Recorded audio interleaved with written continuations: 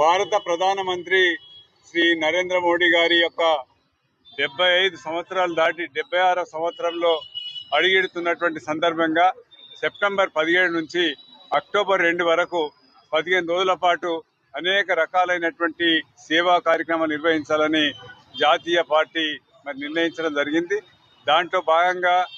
నిన్నటి నుంచి ఆయన